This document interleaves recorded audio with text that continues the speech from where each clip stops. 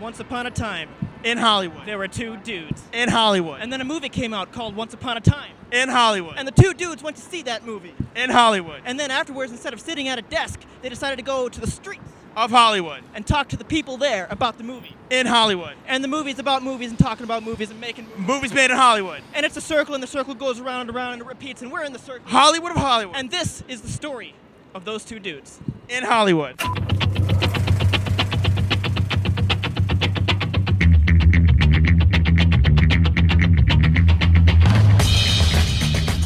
It's the fourth act. I'm Alex, and that's Phil. Yep, and ground rules. We're doing something a bit different today. We are in Hollywood, on the streets of Hollywood. Instead of going back and forth with our 3 points, we're going to ask the people of Hollywood what they thought of the movie. And since we're headed to the ground, Alex, get a head start. So with that being said, let's just get into it, right? Our first... Since he's being immature, we're going to start off with my first point. And that first point is what I think is going to be fairly universal. The last 20 minutes of this movie, right? Yes. Right, with the dog, the can of dog food when he just... I think it was very satisfying. Such finesse as a filmmaker to give the audience something so different than the last 20 minutes. It almost felt like a different film. It seemed like comedy to me because it was so violent, and I loved it. I was like cheering, hardcore cheering. That dog was just awesome. With a couple of clicks, did exactly what it was supposed to. The pace of the movie up until that point was extremely satisfying as well, and I think that added to the overall climax of the film. So good, yeah. The ending The whole scene with the dog was so good. Thank you. That's an agree. Definitely agree. Very cathartic. Quite satisfying. Very much agree. Well, that seems to be an all-around agree, wouldn't you say, Phil? I'd say so. The last 20 minutes of this is very Tarantino-esque. Absolutely. But I wondered, though, why isn't there more Charles Manson in this movie? I wanted more Charles Manson. That's a great question. Why didn't you put more Charles Manson in the movie, Tarantino? Okay, no. Like, no. No, I just, it's already a lengthy movie, and I feel like if they'd gotten into, you can't just like slightly go into Charles Manson, you have to like go into it. No, You're content with yeah, that was enough Charlie for yeah. Screw Charlie. Gotcha. Yeah. Okay, interesting. I disagree with you a little bit. I really wanted to see like who was gonna play this like psychopathic, extremely charming dude or whatever. In a Tarantino film. You know, I was thinking that there would be, but I thought the movie was perfection in the way that it turned out. It left me wanting more. I thought that he was going to come back, but to me, I thought that was a perfect way to leave the audience wanting. No. I didn't need it. It was perfect as is. I love that actor. These guys are top. A whole bunch of Tarantino suck-ups over here. I was all ready to disagree with you, Phil, but then someone mentioned, what if Tarantino was to write that crazy descent into madness that is Manson, and it kind of changed my mind, so I actually agree with you. On to the next point. We up here on a roof just like Brad Pitt was in this movie. Now let's talk about Brad Pitt, because I thought this was the most Brad Pitt has been in the last 10 years. I mean, he's definitely Pitt-esque. I don't know. I'm kind of undecided about that. Well, let's ask some strangers. Ooh, that is an excellent question. I'm gonna go with yes. Oh yeah, I feel like I haven't seen so much Pitt in like too long. I mean, I think he's still doing his thing. The hair. Stuntman or Wearing a tuxedo. yeah. I love when he's a badass. He doesn't take shit from anyone. He's as high as he's ever been. It was awesome. I thought he had all the swag back. It was a perfect role for Brad, absolutely. It was. I agree. I don't feel like I've seen that since like Inglourious Basterds. Yeah, absolutely. Arrivederci was my favorite line from Inglourious Basterds, and I got a little hint of that today. Arrivederci. Arrivederci. Arrivederci. Arrivederci. I will say Brad Pitt is very Brad Pitt-esque in this. You know what I mean? With the roof, the shirt, he's so hunky. And I guess that leads into my point, right? So Brad Pitt kind of kills his wife. We don't really know that. I like the ambiguity. Where are you? Come here. Get back here. What are you doing? I like the ambiguity. Oh, you bitch. I like the ambiguity of Brad Pitt maybe not killing his wife. What do you think? And he's gone.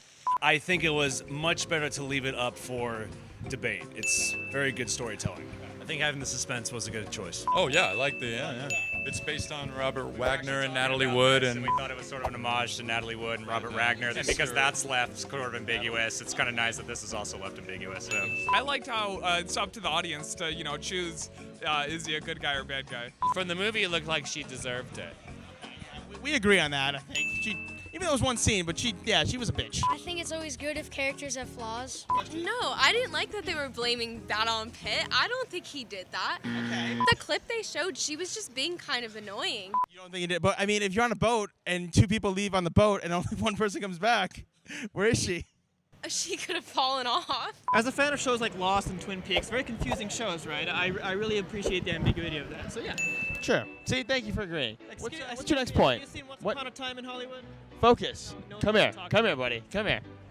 What's your next point? Oh, I thought that Sharon Tate was extremely underused in this movie. I don't know. No, because I'd heard that. I'd heard that she was underused and stuff like that. But one of the things I liked about this movie was it wasn't quite as dialogue driven as his other stuff. It was much more sort of like music and images and stuff like that. Definitely. And I feel like it was such a love letter to her. Like it was such a so I just was sort of moved by that. I'm here with the Margot Robbie as Harley Quinn. Now tell me, do you wish that they used you more as Sharon Tate in Quentin Tarantino's Once Upon a Time in Hollywood? Of course. I love the camera. I love my camera time. She wasn't even a character. She was a cartoon woman. She had to dance 2 scenes in a row and never wore pants. It was just like a lot of dudes. It's a bummer because this will be like the main movie where they feature Sharon Tate's story probably. She is known for this horrible tragedy, this death, and to see her living those last 2 days with such joy and harmony, just peace and radiating sunshine out into the world was such a cool side to see. That's a little bit of the conceit. They were trying to do a bait and switch where you're expecting, the sort of ending and then the little bit of a twist or whatever. I liked the movie as is, so I can't really say I wanted it to be a little different this way, a little different that way. I don't think you're going to get me to question Tarantino's storytelling. I love the man, so. No one here was excited for Margot Robbie? So I do agree with you. She's a fantastic actress, and it's really nice to see her on the screen. But I would have to go over to my friends here and say that I do agree with what they're saying as well, because Tarantino knows what he's doing. I'm here with the actual Margot Robbie as Harley Quinn. Now, do you wish that they used you more as Sharon Tate in Quentin Tarantino's Once Upon a Time in Hollywood? Haven't seen it yet, but I sure hope to see myself in that film. None of the Margot Robbies that we talked to have actually seen the movie, but what did you think, Phil? I thought I could have used more Sharon Tate. If you're not going to kill her, you might as well use her. So remember that scene where Leonardo DiCaprio was crying like a little bitch? I remember. They share 2 cool scenes, right? Yeah. I think the little girl's the better actor in that scene. I think you're crazy. Oh, let's ask. I love the little girl, but really good. Leonardo he was so good. He was so convincing. Does he deserve another Oscar? Yes. Okay, see, I disagree, but He deserved like 4 Oscars before. stop. It's fine. They're both damn good. No, they're really good. She kind of stole the show, though. She did. I fell in love with that little girl for sure, but Leo was doing his thing. Yeah, he could get an Oscar. I have to agree. The little girl was great, but Leo's Leo. I stumped him. Yeah, well, Leonardo DiCaprio, but that little girl's got a future. If I see the little girl start eating raw bison liver, then maybe I'll give her the benefit of the doubt.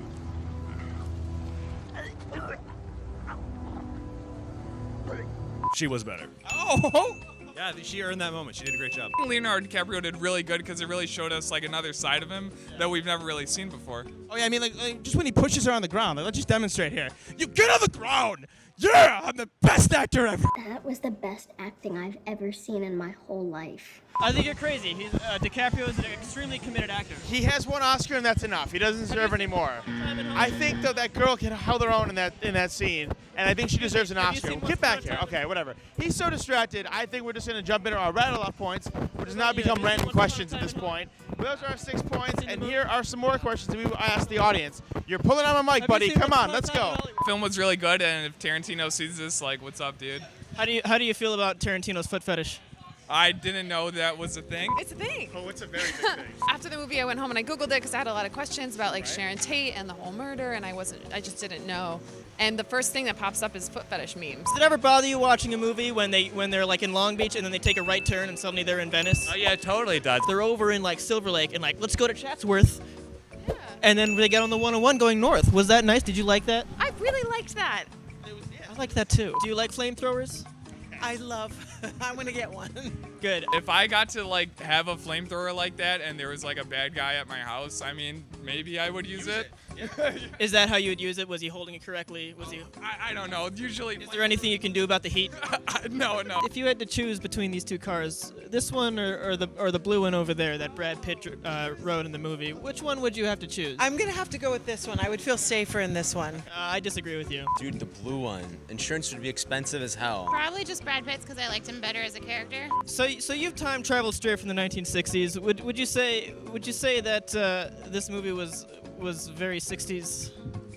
Yeah, I would say that it's very 60s. Yeah, we're missing the aliens flying into out of the sky, abducting people, taking cows, that sort of thing. See, they didn't teach me that. You got any other stray thoughts? Anything else? What was your favorite part? Maybe anything like that? I think I was just really sort of moved by I just feel like everyone in the movie just wanted love. Like Leo was so happy, like when the little girl told him what a good actor he was. Yeah. And so you really saw him like that's all he really wanted. And also the same thing with Sharon Tate when she was watching herself in the movie.